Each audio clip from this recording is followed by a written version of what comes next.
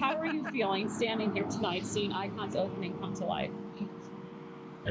Amazing. Is that exhilarating? Exhilarating. I think exhilarating is absolutely fantastic. No, absolutely amazing. Very blessed. And beyond what we even dreamed of. So Yeah. it's wonderful. Yeah. So what's been the most rewarding part of bringing the space together? Just bringing people together. We just want art to be a part of the community and to be a pulse on Main Street. And we're just so excited that these new artists and their friends and people that enjoy the arts can be here. And then seeing an idea we had actually come together with all our planning and all of the months of figuring things out and how it would work. And it's just came together beautifully. So why do you feel a space like Icon is important to this community? It's totally different, right? It's something really new, really exciting, and it's something that everybody can find art approachable and enjoyable, and just be something that's unique and different on Main Street. Yeah, and it's for everyone. It's always free to come in and look at the art and to be a part of the community, and we're excited to bring it to town. What do you hope people take away from experiencing Icon tonight? Well, I guess just seeing a diversity of artwork all within one theme. So our theme is all based on abstraction. We have 6 different artists that are showing their style of abstraction. And it's a type of work that maybe people have a hard time, accepting or wrestling with. We always talk about how at the very core, we always want to help educate people in the arts. So it brings the opportunity for conversation and questions to be asked and answered. And Yeah, exactly. All right, and looking ahead, what excites you most about Icon's future? Wow, just seeing where we can go and what we're able to do, and the new shows ahead of us. We already have the next several shows into the year planned, and we're just excited to see. Yeah, and to showcase people's talents and to connect people to enjoy the talents they possess and fall in love with their work and take it home with them so they can appreciate it there too. Thank you. Icon Fine Art Gallery is a totally customized space. Co-owners Lauren and Jason Shore were fortunate to have a hand in shaping it. Thanks to property owner Eric Rice, they were able to make many of the aesthetic choices during the renovations, from the floor color and the kitchenette granite countertops to the ceiling color, track lighting design, and paint selection. This creative freedom allowed them to make the space truly feel like their own. One of the standout features is the original tin ceiling, which holds the most intricate design of the Zelienople Tin Trail, a collection sponsored by the Zelienople Historical Society. It's a beautiful nod to the town's history and gives Icon its unique character. In today's episode, I'm here in this incredible space with Lauren and Jason, the creative minds behind Icon, to talk about what went into building this gallery, their vision for the space, and what visitors can expect when they walk through the doors. Let's get into the conversation. Oh my gosh. It's finally here. It's finally here. I'm having a weird deja vu, but in a different space. We are in Icon Fine Art Gallery in Zelienople. I feel fancy, I have to say. I do feel fancy. I feel like I should be wearing pearls or something, actually. Yeah, we had like a scene change. It was like, we did. The intermission's over. We're in the second act. Yeah, I should do one of those videos where it's like it has like the waves, Yeah. and then it morphs into this. Here we are. It's like both sides of the coin. That's what I love. And very distinct layout in this space. I was here Saturday for your opening. Let's talk about the space. How the space shaped itself, the way you selected and presented the art for this very first show that is surrounding us, and down the hallway and in the bathroom and everywhere. There's art everywhere. Yeah. Yeah, we kind of flooded the place with art. Yeah. True. Mm-hmm. I guess we weren't sure what the space was going to be like, right? So this had been under renovation for months, and we stopped by like every day. And Yeah, you stop by every day. I would sneak in every day, look through the window, but then I got to the point where I got the keys from the lockbox, and I would sneak in and do drawings of it and try to imagine what it would be like.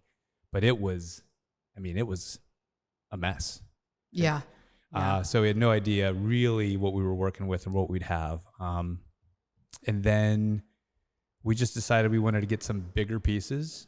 And we talked to the artist about having like a larger piece and maybe a medium piece and a small piece, something like that, and see what they would have, not knowing what kind of space we'd really end up with. And yeah, or how many pieces. We didn't have a total of like, well, we know we want 15 pieces in the gallery and then this many in the back. We just tried to get as many as we could to pick from so we could curate it when we were in the space. Sure. We had it down pretty good at Curio. We could kind of get a feel for how much room we had. But with this, like anything new, it was just kind of like, how's this going to work? And it's a big space, 43 feet by like 15 feet. And then the back hallway is another 17 feet. And then there's an office type space and a bathroom that's really big. So yeah, it worked out great. And choosing the mix of artists that are here for the opening, was there a theme or a vision when you were curating? Well, when we first decided like what was our first show going to be, we felt that going with a group show was much better than just an individual artist, because we wanted to really bring a variety of art to the community, and we wanted them to be able to experience many different people and their styles. And then Jason had come up with the idea of the umbrella or theme of abstraction. Yeah, I thought we would do a show called Facing Abstraction, and I thought it's kind of like stage fright, right? So people get scared to go out on stage. Oh yes, I know.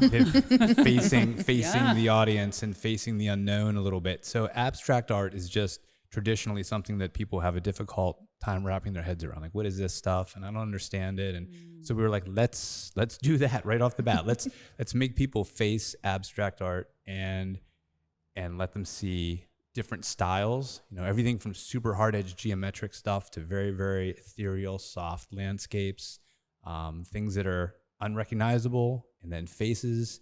So kind of all of that worked in there. And we chose 6 artists that we thought really had some strong abstract work. Now, all the artists don't just do this work. They have other things they do as well, but they all have a strong abstract, presence and style of work that they do. So that's why we chose them.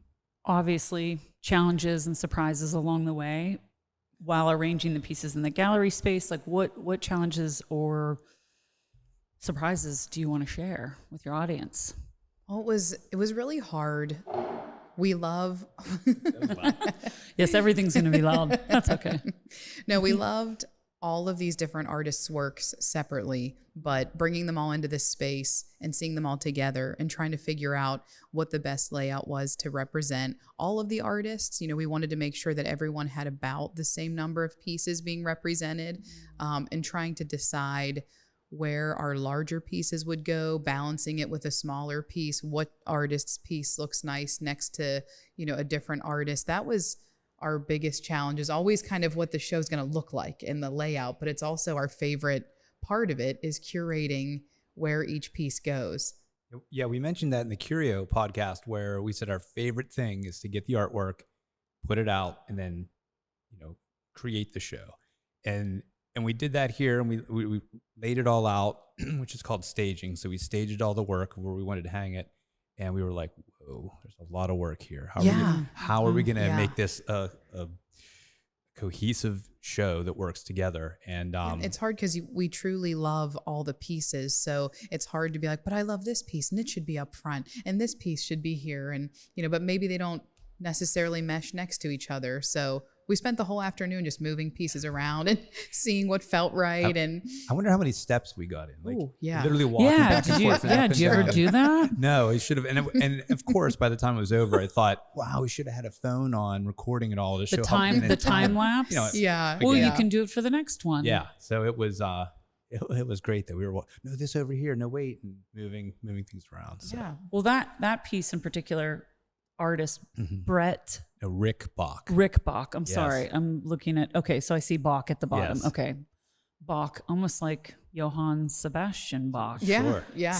The spelling is similar, but that piece really it just draws your attention from outside. Yeah. Obviously. Yeah, it makes you kind of look. That was our anchor piece. It was kind of the only piece that we were like, this is definitely going there. Now, where does everything else go? And as we were staging everything, we didn't even realize, because we had visited all of these artists at separate times in their studios and chose the work kind of unbeknownst to like, oh, hopefully we don't have like everything looks blue or too similar, or this has a different color palette, or hopefully everything jives together. But as we were staging everything, the color of red just kept coming back into play. So Rick's piece is obviously, you know, the big back wall of Halftime of the Apocalypse, and that's its kind of center stage piece in red. But then as the show flows throughout the gallery space, there's a lot of pops and hints of red that we needed to space out to continue you kind of searching for that and viewing the show. So it was funny.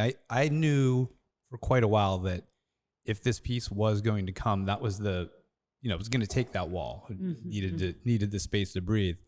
But Rick was actually the last artist that we got work from. And if anyone knows Rick, it was like fingers crossed that we're going to get the work in time, which we did. But it was like, I knew I wanted it there. I was hoping we'd get it. And we did. And we started with that. I put that up. That was the first piece. The first nail in the wall was the upper right-hand panel. And our walls will never be the same. That's right. That's it. Yes, you finally broke the mold. Yeah. And that piece is on steel, correct?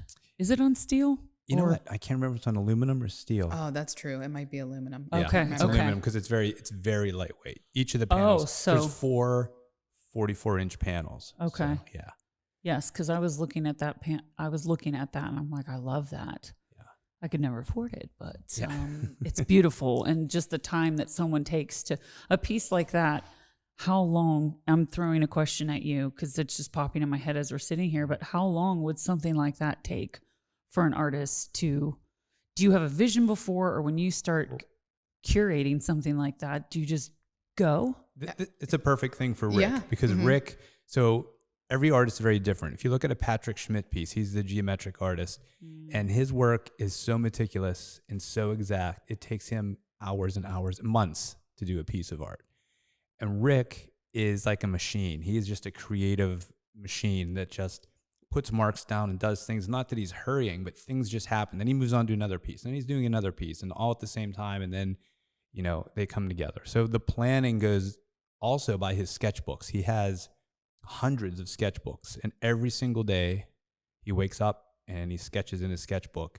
And so a lot of these things come out of the sketchbook. So it's not just like sitting there thinking of something to do. It's like, hey, let me look back on my book. Oh, I did this. And yeah, and I think the majority of the artists in the show have maybe a general idea of what they're going for, but then one of the beauties of the artistic process is how you work on something, let it sit, come back to it, and see what new inspirations you can either pull out of it, or what things you maybe loved when you left, but now you're not enjoying that area as much, so you paint over it, so the layers. So I think each person's piece just develops as they continue meeting the canvas back at the studio. Josh Hogan's piece right behind us with the blue, his work is very, very slow. It happens just almost like a meditation, and it happens with, you know, the paint and how the solvent works with it and the layers, and it takes a long time to create a piece of his work. And a lot of it is creating something, looking at it,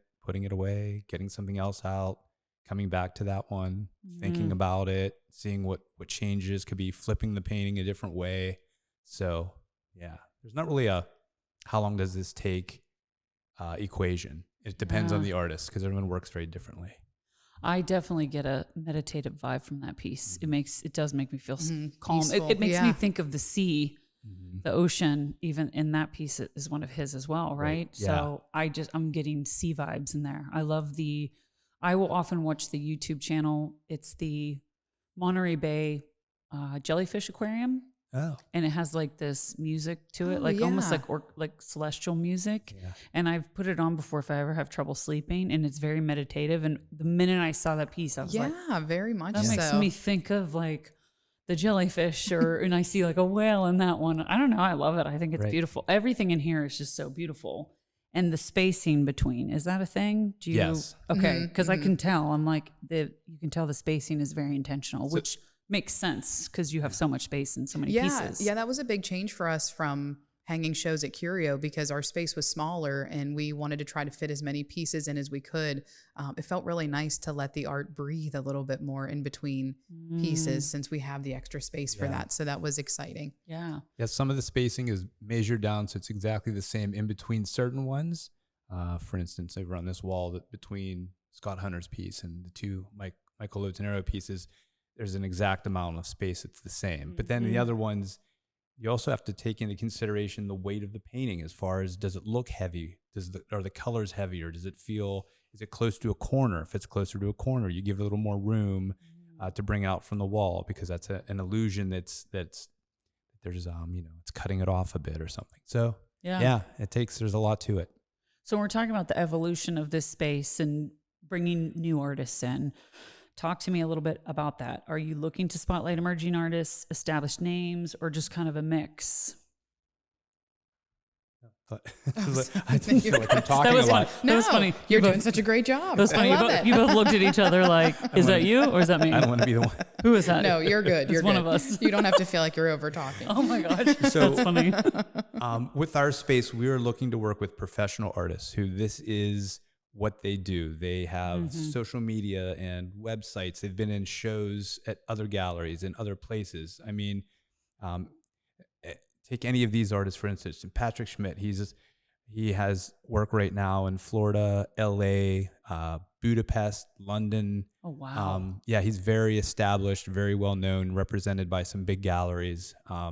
Michael Lotanero has work that's in movies and in restaurants and private collections all over the world. Yeah, private commissions for different companies and So all of them, everybody has that going on. Actually, when we went to his studio, he didn't have as many pieces of art as normal because somebody had just taken a bunch to rent them for a movie they were filming, and the main character was an artist, and they were using his pieces as the artist's paintings. They were even using his palette and stuff as the prop for the movie. And was it UPMC or it was a bank? One of the banks had just rented a bunch of his work as well.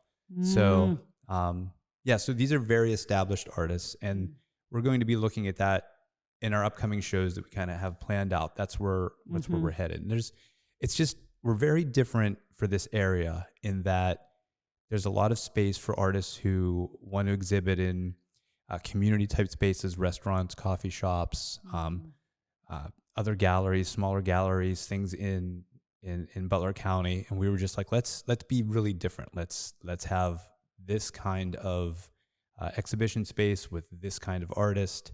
And so right now we're working with invitation only, where we're reaching out to certain artists because we have a vision for our shows that we want to create. And we want to choose the certain artists that we want to help make that vision happen. So yeah. And for right now, everyone still is localized. We have a couple artists we're looking at that are more towards like Philadelphia area, but most of the artists are Pittsburgh area. Some of them are a little bit north. As we grow, I'd love to expand that range of artists, but still local, but big hitters in the Pittsburgh art scene and beyond. Nicole Renee Ryan is from Mercer. She's right in the town of Mercer. Beautiful old house with her studio in what may have been the living room at one time. And I love that. I love that about artists. Yeah, her space is gorgeous. And so so she's from Mercer, but she also is very well known for her work in Western Pennsylvania and beyond. Yeah. There are a lot of people who buy art pieces and really just appreciate what it brings to their home, their space. And to me, it's like when a piece speaks to you, I'll say that was probably the first one that spoke to me. And I really like that one. I like the Michael, is it Michael's? Yes. Totem 2. Michael Lotanero, yeah. Yeah, it's giving me all kinds of vibes. There's a couple reasons people buy art, but two of the main ones that really stick out are just falling in love with a certain piece because it means something to you.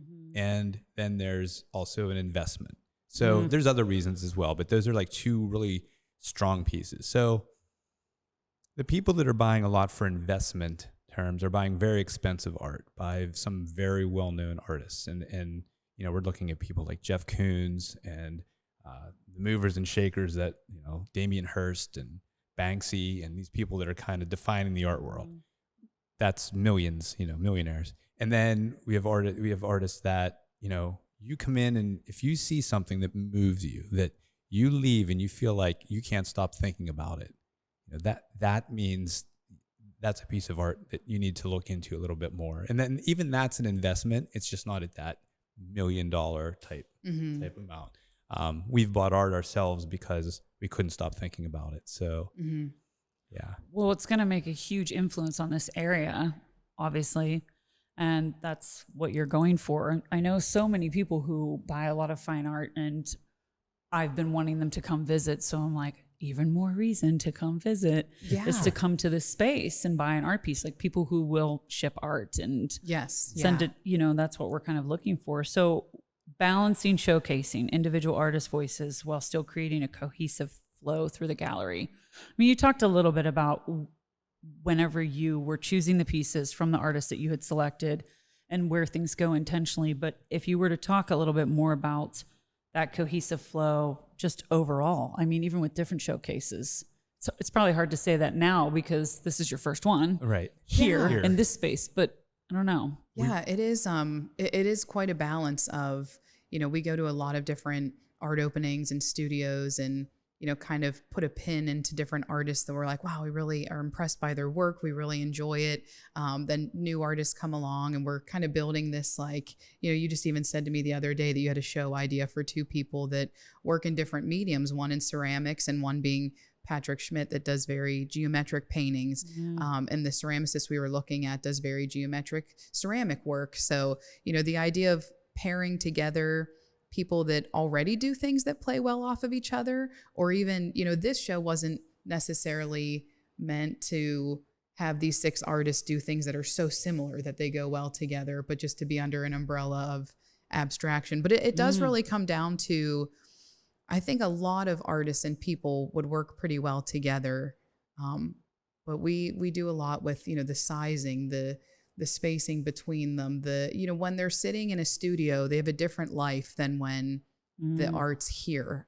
Because a lot of times the studios are busy and they're, some of the artists have stacks, 7, 8 paintings deep, look through these and see which ones you like. So sometimes we see colors and shapes in paintings that we didn't even realize were there when we saw them in the studio, because someone else's work that's next to it starts to bring that out. It's funny when we went and visited Scott Hunter and Michael Lutanero, and Scott said, "Oh, just go ahead." They both said, actually, just go ahead and start flipping through paintings. And we're like, what? Like, even though we've been doing this for years and I've been in the art scene for, 25 plus years, going over and starting to just like flip through these canvases that are just back to back. And I don't know. It's hard like, to try. I love it all. I love it all. Exactly. It's so hard to balance. Like, I love all these pieces. Even when we went to visit Michael's studio, after we left, we realized that every single painting we picked had a definitive face in every single painting. And we were like, we probably should change the but I love it. I love it though, because but we were obviously drawn to it, but then you have to also balance that we're not everyone, so we have to try and think of what, other clientele would like as well. And honestly, I mean, at least I can speak for myself. I'm a little starstruck by all of these artists. These are artists that I have and we have been like, wow, this would be, if we ever had a gallery, can you imagine having this artist or this artist? And there you are. Yeah. We feel so incredibly honored that they, when we approached them, some of them didn't even know us and we didn't even have a space to fully show them. So we feel so blessed that they took a chance on, actually thinking that it would come to fruition. And can you imagine? They're like, where is this? Zelienople. Zelienople. North of Pittsburgh, north of Cranberry. That's like revitalizing, isn't it? And we're like, yeah, it really is. And we're like, yes. So what's the gallery look like? I'm like, well, we don't have it done yet. We had an AI generated. I did a drawing and an AI generated. You try had to give a plan. Them, so yes, to try to give them some idea. But luckily, and that they were like, yeah, let's do it. That sounds great. And then we try to bring as many as we could of the 6 to just see the space, even when it was being renovated, so that they could, maybe project what it could look like. Yeah, but see the it was vision. exciting to see them that night come in and be like, wow. Yes. And that was literally my next question, was your conversations with the artists about how their art was going to fit into the space and curating that. And it sounds like you had a little bit of that conversation with them, but it looks like they really trusted you both to pick a lot of pieces and then put them where you felt they would fit best. Absolutely. And when they heard, oh, Patrick's in it. Oh, Josh Hogan's part of it. And it kind of like, oh, okay, wait, if you have Josh in your show, and we know Josh from Box Art Gallery, we know he's a good guy. If he trusts you, then maybe we'll trust you. And you have, and I think it built that way a bit. But we didn't really know how it was going to fit exactly when we were choosing it. We knew it would be difficult. Again, going back to geometric work versus very ethereal sort of stuff. It was like, how's this dichotomy going to work? And we had to keep that in mind when looking at things. Yeah. And, as far as like the layout, we talked a little bit about Rick Bach's piece here, this beautiful piece. What's this called again? Halftime at the Apocalypse. Okay. Was there anything in here that inspired you to design everything around it? Was it that piece, would you say? Yeah, I think so. Probably. Because we put that up and it was literally casting a red glow on different things. And there's a piece towards the very front by Nicole Renee Ryan that's all red as well. And we were like, well, this can't be anywhere near that. So let's bring that to the front of the gallery to pull some red up there. And then right next to it's another Nicole Renee Ryan piece that has a lot of green in it, because green and red are complementary colors. And so we were like, okay, that'll help, kind of bring some of that color. And then we have Scott Hunter's over here that also has green. So yeah, we started balancing color and balancing the colors, and then trying to, like, I feel like we anchored Michael's large pieces too, like the size of pieces kind of came into play too, of, we didn't want too many large pieces in a row and too many small pieces. Cause we had a moment where we were thinking, maybe we'll hang each artist's pieces together and have more of like, this is all, this person's work, then the next grouping is that. But they just really interplay together really well. So I'm glad I love mixed that you everything did it. together. I love that you didn't do that, because for someone like me who's an amateur, like I'm a baby when it comes to this stuff, but I love going to the Carnegie Museum. I love looking at art. And if you can recognize something that belongs to an artist, I don't know, it kind of makes you feel smart, but it also gives a different level of appreciation to it. So I do like that, because it does sort of make me, I don't even know, it feels like a very beautiful, well thought out quilt, if that makes sense. Thanks. Sure. Thank you. Well, any art student, anyone who's gone to art school has gone through compare and contrast, where the professor is showing you artwork and saying, compare and contrast, compare and contrast. And so it's fun to have that. And you can look at it and have very different work next to each other. And mentally, that's one way you engage with art. You can look at it and see differences and see things that are alike and see things you don't like. Because it's okay to not like stuff. Everyone's like, oh, well, you have to like it because it's in this fancy gallery. No, it can be something you hate, but there can also be something that you wouldn't have even believed you would love, And sometimes by comparing and contrasting and looking at things like that, you find that maybe you didn't have before. So, yeah. Are there any pieces in here that you think really push boundaries when it comes to, that surprised you or excited you, whether it's in this space or just in general? I feel like the show itself is a boundary pusher, because a lot of people like to make the statement of like, I could have done that. A 4-year-old could have done that in relation to, abstract art. So I think that concept of, abstract art is easy. I think this is a great show that completely contradicts that. Because I think if anybody truly not knowing any background, or even myself being an artist, I could not put together an abstract piece without muddying the first 30 that I tried to make, I'm sure, but I think that, and then even just the idea itself of, for this area, pushing the boundary of making art approachable was huge for us. That we really want people to understand that, there are some pieces in here that are quite an investment, and it's okay if you can't afford them, but it's free to come in and look. And that's what we really want to be able to bring to every level of the community, that this is a free space for you to come in, and every 8 weeks there's something new that you can enjoy. It's a resource for the community. I talked to some homeschool families recently, just even about how their high school students can come in and discuss art and talk about it, and that's still art education. That's really around your theme of what you have created here. And I was going to ask you, is Jackson Pollock, was he abstract? Was that? Yeah, it's his moniker is kind of is as you look back, is abstract expressionism. So it's abstract work that he's expressing himself through, and a lot of artists at that time were doing that. Just kind of, that's how a lot of things happen, right? There's these art movements. They don't know they're in an art movement until later they're given that name. But yeah, so, you know, sometimes work is also thought of as non-representational, meaning, or non-objective, meaning there's no object. It's not a picture of anything. So abstract has subdivisions as well. But one of the things I wanted to point out, definitely, when you were talking about that, I mean, let's face it, we live in a society where we get out our phone, and I'm guilty of it, and you just can scroll, and every second or less, you're looking at things so fast, right? There's not a lot of places where you can just go and absorb. So here, you could go to any of the great eateries around here, grab a coffee, you know, grab something to drink, come in, sit down on a bench, and just take it in, just absorb it, and know you don't have to flip through it. And, you know, it doesn't have to be this quick dopamine rush. It can be a slow dopamine rush, you know? So many people were looking at these the other night, and I could overhear, I mean, it was crazy busy, and I could overhear. Oh, yeah, it was so loud in here. I was like, we got to go outside to talk because it's too loud in here. I could overhear people saying, oh, how do you do that? And, oh, that's painted on vinyl in reverse? Oh, I wonder if he used tape to do that, or how did he get those lines so straight? You know, you look at Scott Hunter's just thick application of paint, and if you tried to do that with oil paint, not knowing how to use oil paint, your painting is going to be brown. Yep, totally. And it's not going to look good. Mine would be. Yeah, Same. I'll be like, I'm going to try this, and I'll be like, it's brown. Or like, yeah, why did he add those lines there? How did he add those lines? Like, what?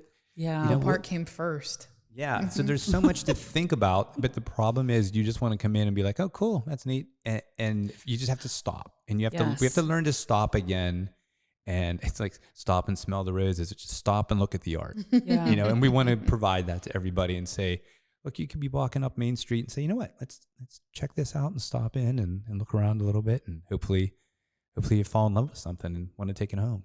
So, yeah, the exact thought I was having as you started to say that was it forces us to just take a beat, take a step back, and just appreciate something for a moment and be off of our phones. I was thinking the same exact thing, and that's what I appreciate about this space being here. Some people feel like everyone's in such a hurry all the time. They have somewhere to be or something to do, and it doesn't have to really mean anything to you, but you could just look at it and appreciate. I mean, I could probably stare at this for a very long time. Patrick Schmidt, I could stare at that for a very long time. And I love the colors. And it's like right when I think I've seen every color that's in there, I'm like, oh wait, there's hot pink. Oh wait, there is a darker purple. Yeah. Do you know what I mean? Like I found myself being like, wait, but then there's multiple purples. Yeah, he and spends hours strategically mixing all of the different variations of color. You know, like how I would love to see a time lapse of him painting one of those. He does have some on Instagram. Okay, so he'll put them on there a little bit. And you know, he doesn't take the easy way out. It's not a sanded, smooth panel. It's canvas. So it's not porous, but it's textured. So he has to. It takes a lot of work to seal each little line and it's acrylic. Is that what it says? Yeah. It's acrylic. Yes. Okay. Yeah. And that's the thing too that people don't understand. There's how many different types of like you have. Yeah, like watercolor. Yeah. What do you gouache. have? Tell me, because I have no idea. idea. I'm like, so many. You have acrylic and oil and watercolor and gouache and then caustic if you're working with some wax into it. Yeah, Michael's are enamel paint. Yeah, so that's a different, not water soluble paint. Yeah, I mean, tons. Some people use house paint. Some people were using spray paint. So there's just a lot. Yeah, there's so many different options. And what you use and what, I don't want to say fabric, but what would the canvas. Your canvas, what your canvas is. Yeah, your surface. Your surface. Thank you. Right. That's the word. Like, it's just, I don't know. It's amazing to me. I mean, because even in the show alone, we have aluminum, vinyl, canvas, panel. So there's paper. A lot of different, a lot of different surfaces. So that's one of the things with, and that's wooden. Yes, that's a very special kind of maple, the wood that it's made out of, and then the head of the horse is a powder coated steel. So it's fabricated differently. So that's cool. I know. I love this one. I do too. I love it. So Rick is the guy who does stuff at Mad Mex. So when you're in Mad Mex and you look around, not all of it, but the original sort of work, that's Rick. And then the Smiling Moose down in Cranberry You go in there and that's Rick. Jack's on East Carson Street, and on and on. Dorothy Six, it's a restaurant in Pittsburgh that he's done the logo for. He did the logo for Curio for our T-shirts. So yeah, he's out and about and out there. He lives in DC, and but he's from Zelienople. So, and my next question was, how do you hope that visitors interact with the space? We were just discussing that. There's so many different ways, right, to sit. And I often see that, and I appreciate that when I'm at a museum and I see someone just sitting on a bench, just staring, just looking, and finding. Every time I go, I look at, there's certain paintings or certain art pieces that I'll look at multiple times, and it's almost like each time I look at it, I'm looking for something different or something new. Yeah. Is that kind of? I was going to say there's 3 pieces that I always visit at the Carnegie, and it's interesting that you just said that. And I look for them, and there they are, and I always just visit them. I can never own them, of course. Yeah, and, sometimes they'll be moved, and you're like, oh, it's over here now. Where's the Bougereau? They moved the Bougereau, the peasant girl. Oh, okay, there. So, yeah, I mean, obviously, this will change every 6 weeks, around 6 weeks. We're going to go a little longer with this show, and then over like Christmas and beginning of winter, we're going to have a little bit of a lengthier show to kind of bridge the doldrums of the weather time like that. And then, about every 6 weeks, though, something new will be coming in. We'll change it up. And for each show, we'll have what we call an art social, which is the reception night. And we have some refreshments. And, at the last show, I just wanted to make sure we said thank you to Burgers Brewing, who donated beer for us to use. And so we had that, and we had some wine and lemon bars, but we had a few Perrier. a few refreshments, and I'm fancy. I like the Perrier. and and it's just to get together the community and hang out. Yeah, it's an approachable night for people that might be nervous to come in and be like, okay, I'm just there alone. What do I do? What do I talk about if you're not familiar with the arts? But no, we were talking about, our main mission with Curio and now with Icon, just in a different space, is the idea of education. So these nights where it's a little more social forward helps to bridge the gap of, maybe someone being nervous about coming in.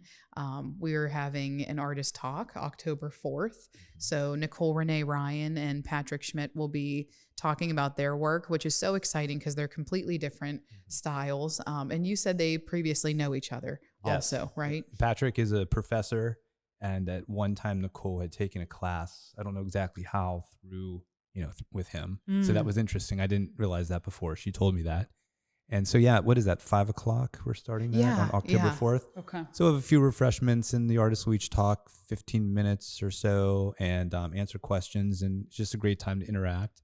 I'm going to do a day called Coffee and Curator.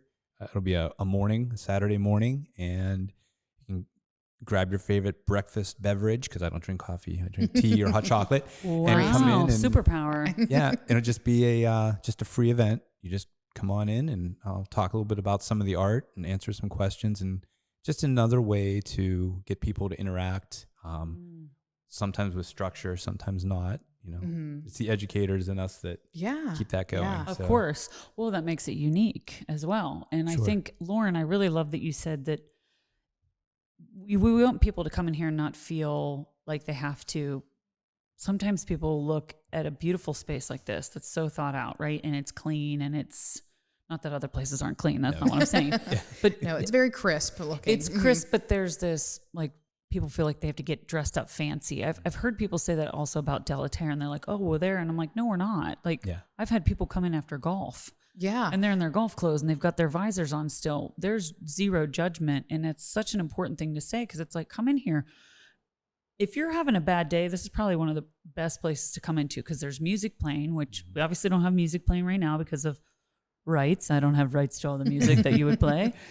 But it is a place where you could really come in and maybe work through some stuff that you need to work through in your mind, and then see some beautiful work. Or if you are someone who is interested in learning more about art or being an artist, this is the perfect place to come to, because both of you obviously know what you're talking about. Yeah, sure. And you're like, here's a path, try this.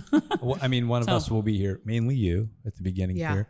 We'll be here during all our open hours anyway. And have a question, we can help you out with it. We'd be more than happy to talk to you about things. And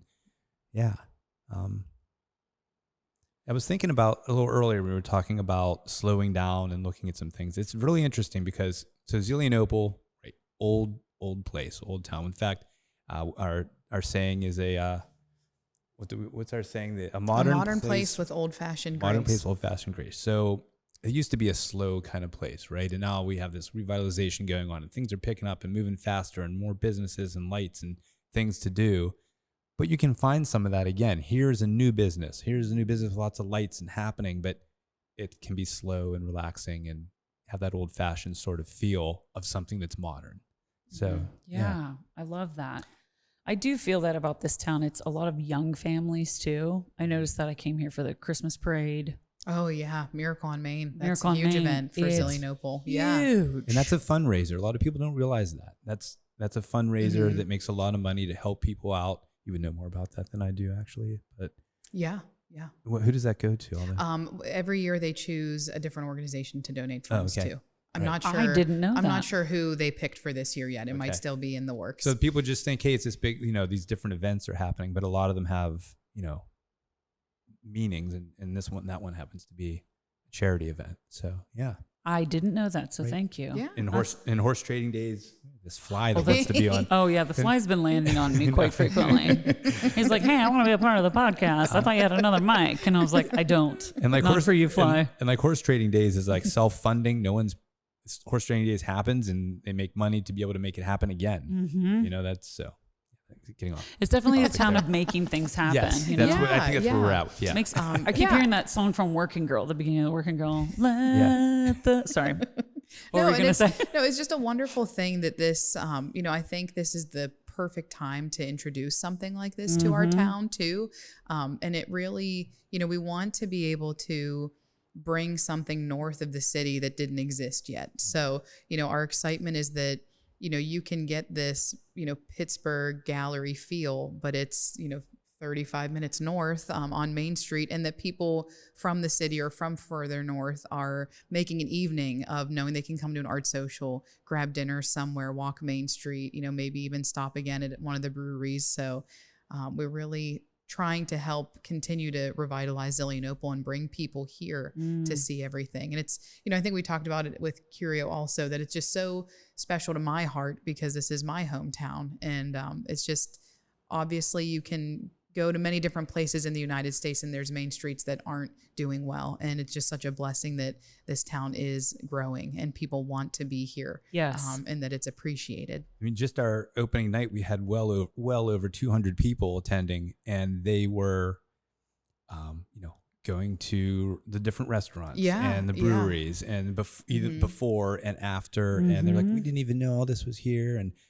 And it's just fantastic to think, okay, we helped to get those people up here to see Zelienople, and maybe some of the businesses were closed, but they're like, hey, I didn't know that was here or that was here. We'll have to come back. Yeah. So it's a great space. I mean, I'll be honest. When I came past the other night when I was showing up, and I walked up. Like I said, that painting. I'm saying painting, but that's not what it. Yeah, it's a painting. Yeah, you're good. good. Painting. You're good. It just all of a sudden I was like, wow, like boom, it was like this. It's like, I was like, I want to go in. I'm going in there, but it did make me have that feeling. And I watched so many people, even when we were speaking outside, everybody was kind of like walking past and they're like, can I? And I was like, you can go in. Yeah. You should go in. Right. It's open.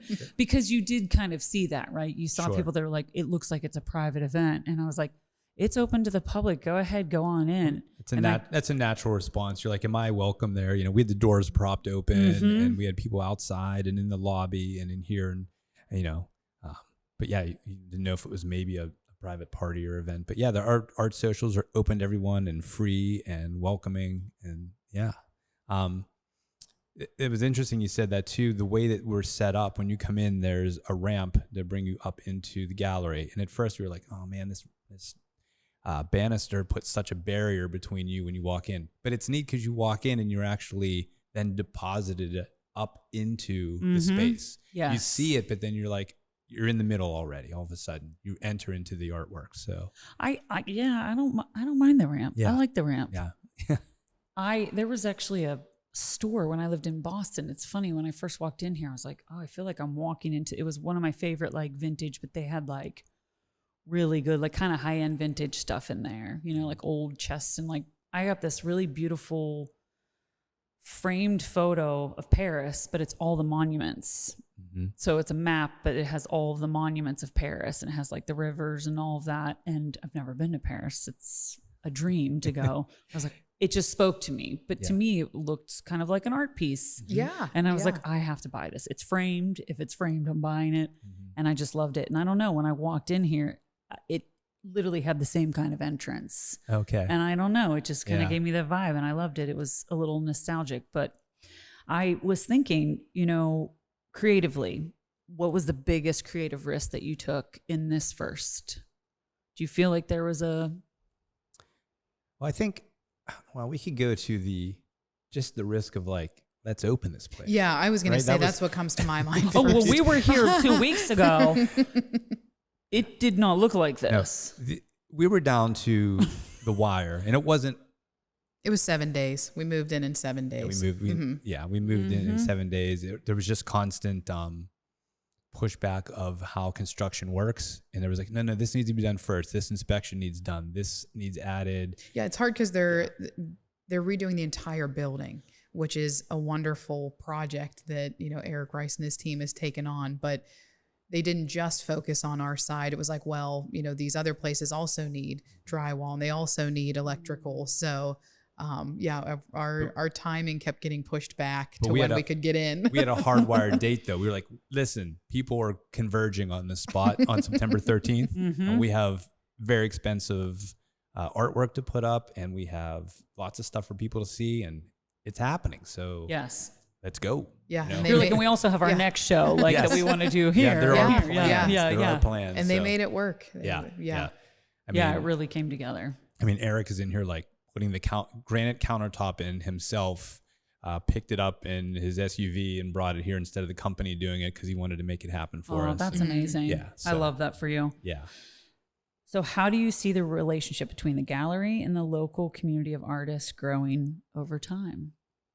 Well, I think, like I said before, we're so excited to bring this north of the city, that there's so many people that I feel may not want to drive into the city, especially even people that might work there and then come back home, and then there's an event back in the city later on. So as far as bringing this to this community, I feel like now it reaches a whole new group of people north in that radius, that they can get that same feel, but it's, you know, in Zelienople instead of in Pittsburgh. And like you'd said before, and then you go north, Butler, Slippery Rock, Prospect, even Mercer. Now you don't have to go even as far to get into the city to get this city feel, and that's kind of Zelienople now, right? But this is just yet another element added to that. And I just think the community of art just has now another addition to it. So we keep saying contemporary art, and so it's very hard to distinguish, but there's more traditional art and there's contemporary art. Contemporary art is usually something that, you know, artists are making a statement or a narrative in their artwork. There's something behind it. It's not just a picture of something. There's a meaning, and like I said, a narrative. There's also experimenting with different materials, and we covered that already. All the different materials are being used. So it's not your usual, you know, oil painting of a pasture, an oil painting of this, or a watercolor of these flowers, which all have their place. So this is just a different spot that's going to house artwork that is just different from what we're used to seeing here. Yeah. And I think it just adds more to the soup and makes it better.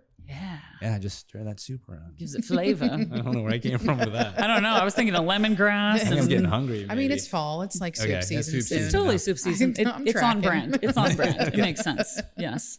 I was actually just talking to Jason the other day at the restaurant about soup. He was all excited. Oh, he loves soup. Yeah. Because Ashlyn had soup. She went to the Thai restaurant over here with her parents. He's like, I'm so excited. I get Tom Kai soup or Tom Kai. Do you know, it's the coconut with the lemongrass and the chicken and anyways, it's so good. It's so good. It's so good. Yeah. I mean, we're like soup. We have a Thai restaurant in Zelienople. Like, really? Like, yeah, it's amazing. Authentic Thai food. Authentic Thai. Mexican food with Les Mayas. Like, we have, Yes. There's so many wonderful things about it. And I do think, talking about the small town appreciation, that's happening.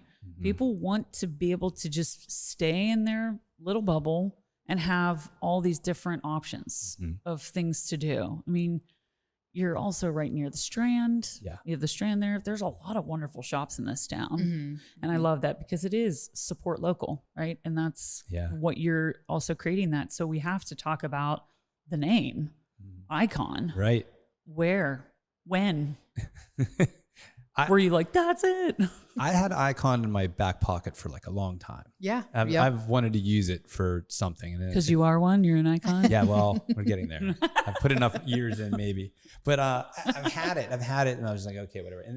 And really, this place was perfect. First of all, there's a clock that sticks out of the side of the building. The building is iconic in Zelienople anyhow, but the clock is just, it's an icon in Zelia. You say, hey, make a right by the clock or whatever, and it's a clock from the 1920s. It's been restored, and it chimes, and it's just this wonderful thing in Zelienople. So there was that icon.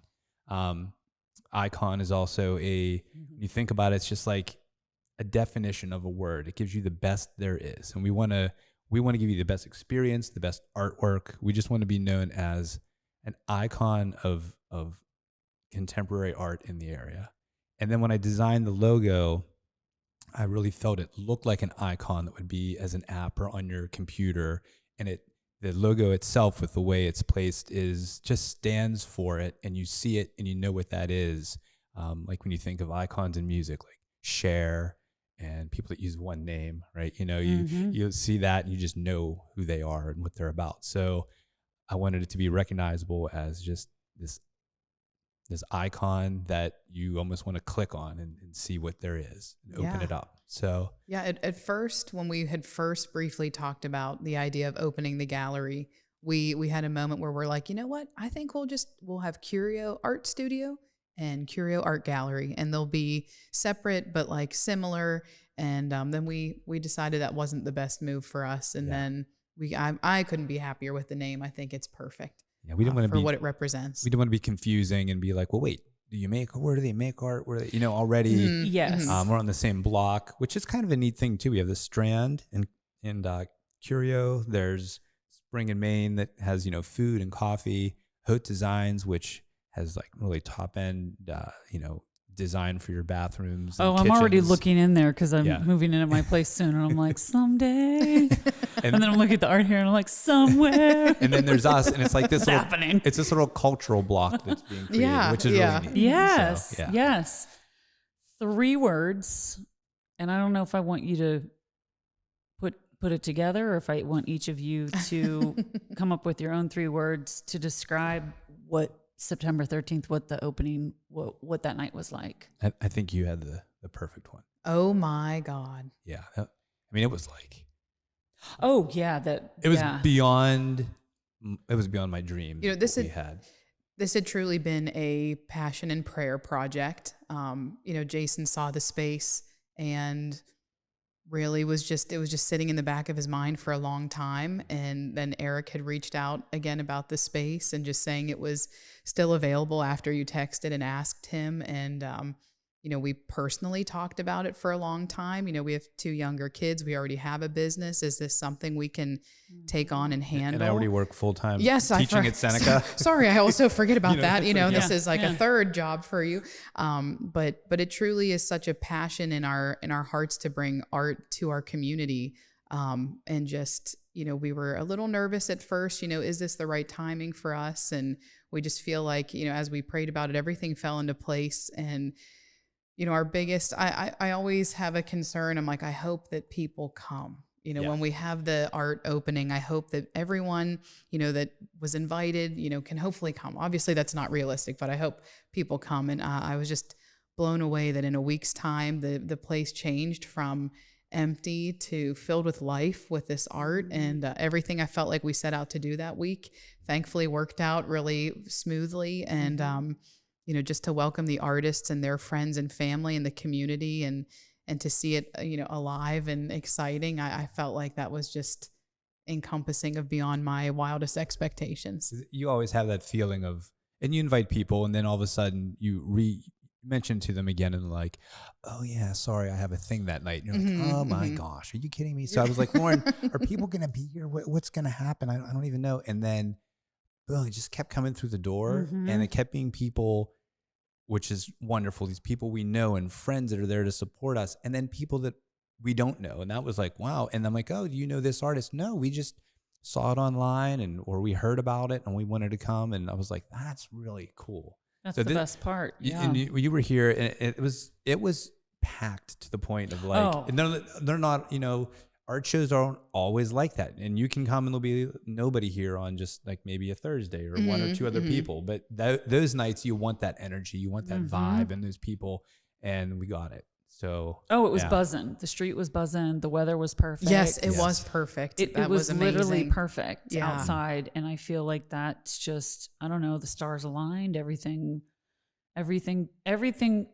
You know, when you're in a bad situation and someone says, well, everything works out the way it's meant to. And you're like, not really what I want to hear right now. Right. But when it's a positive situation, when it says, you're like, everything worked out the way it was meant to. But it's crazy. If you look back, when was the first moment, I'm going to throw one more question at you, that if you could think like, oh, it was probably 10 years ago, or having a moment where you're like, I'd want to open a gallery someday.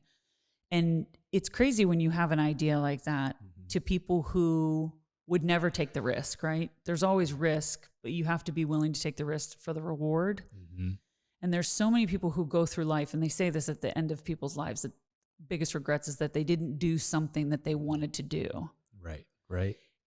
There was that first where you're like, I'd love to have a gallery someday. Do you kind of remember having that thought? I do. Yeah, you would. 1992 or 93. Got the years. Right? Okay. It's been a long time. Student at IUP, and I don't know how, but somehow I was in charge of the gallery at IUP and hanging the artwork and doing all the lighting. And the professor was just kind of like, that usually does it all, was just kind of like, all right, Jason, you go ahead, take care of that. I'm taking off. And I'm sure, I was like, okay, yes, sir, very serious about it. And I remember there was an artist who her artwork was there, and she had someone who comes in and does the lights for her for photography and all this.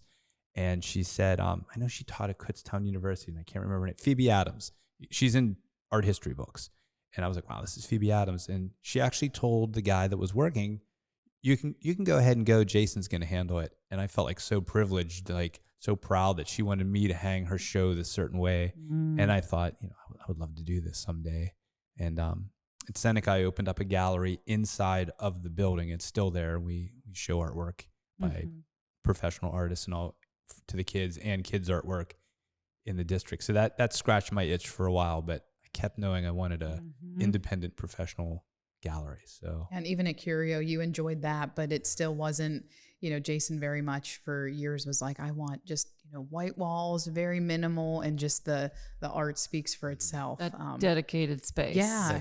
And I was going to add in too, as we were talking about like, this space is available. Should we jump on it? Should we wait a little bit until, you're getting closer to retiring from teaching? Should we wait a couple more years?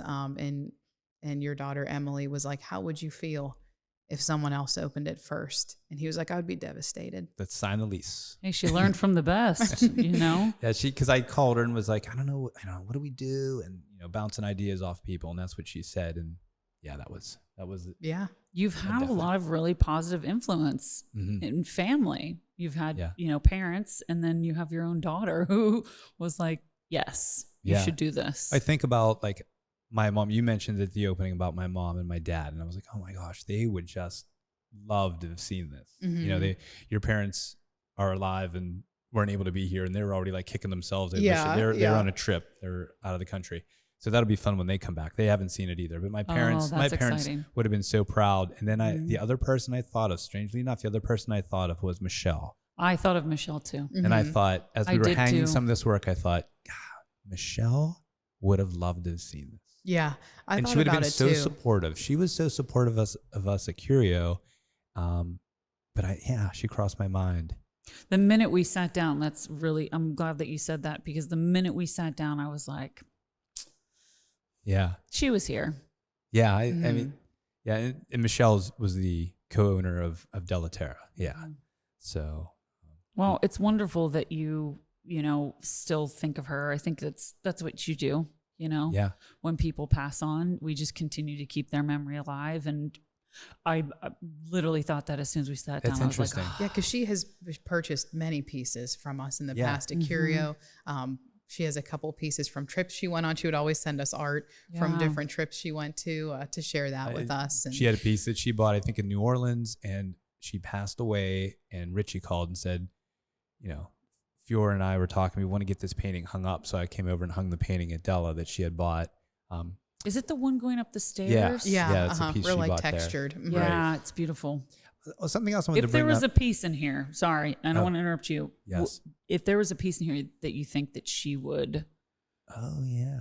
I was thinking about that as well. Well, I think she would have been really interested in maybe the smaller Josh Hogan piece or Nicole Renee Ryan. Yeah. Nicole's stuff, because she hadn't seen that. We hadn't had Nicole's work at all in Curio before. And I think that it just has a soft, sometimes just a more feminine, light feel to it. And she had purchased a lot with flowers and was into floral sort of looks. Yeah, it's very ethereal. Yeah. She bought a few pieces from Susan Walker, who works for us and is a wonderful artist. And I feel like those would complement those well. So I think that's what she would do. Yes. Yeah. So I was Sorry, going to mention when interrupted we'd said oh, Michelle bought several pieces from us. And then I don't want anyone thinking they were thousands of dollars. No, we also have smaller pieces by the same artist. We even ask, do you have some smaller pieces so that if someone just is in love with this 6-foot piece but can't afford it, is there something that they can take with them? So we have that, and we have prints by different artists, and we have just some artsy sort of things that we're carrying here as well. So it isn't just large, expensive pieces of art. We have a wide range. We take that into consideration as well. So, yeah, absolutely. Yeah. And that's important. And that's where it's everyone is welcome. That's Right. that falls under that umbrella. Yeah. Lauren, Jason, you're amazing. Thank you. I need to do some art studying because I don't know a lot, but I appreciate it. I don't know, is there anything else that you want to say? Just thank you to you. Yeah. We were doing a podcast and you were like, well, I'll meet you at Curio to talk to you. And then you were like, I love Curio. I want to do a thing here. But we were like, oh, but we're opening Icon. You're like, well, let's do one there too. So thank you that you found this important enough and you want to spend time with us. Yeah, I think we both feel very just humbled and honored that you love what we have to say and what we're doing, and that it's getting positive feedback, and we're very excited about it. And we're on an award-winning podcast. That's right. Yeah. Yes. It's amazing. Butler County, huh? Butler Awesome. County. Someday I'm going to walk in here and I'm going to be like, I'm shopping for a piece for There my you go. home. Yeah. So After you get your faucet and stuff at Hood Designs. for sure. Yeah, you- totally. Every time I see the chandeliers and the faucets, I'm like, oh, I see my future bathrooms There and you go. kitchens and whatever else in there. I love it. Well, thank you. This was amazing. Thank you. It's been a pleasure. Yeah, this was awesome. Thank you again to Jason and Lauren for joining me for episode 74 on Alter Ego Podcast. If you didn't get to listen to episode 73, go back and check it out. Their first space, Curio. Thank you for tuning in to Alter Ego Podcast. I'm your host, Laura Crago. Join me every Wednesday for a new episode, and be sure to click subscribe so you don't miss a single episode. Please rate and review us on Apple Podcasts and Spotify. We'd really appreciate it. Until next time, stay safe, stay hopeful, stay kind.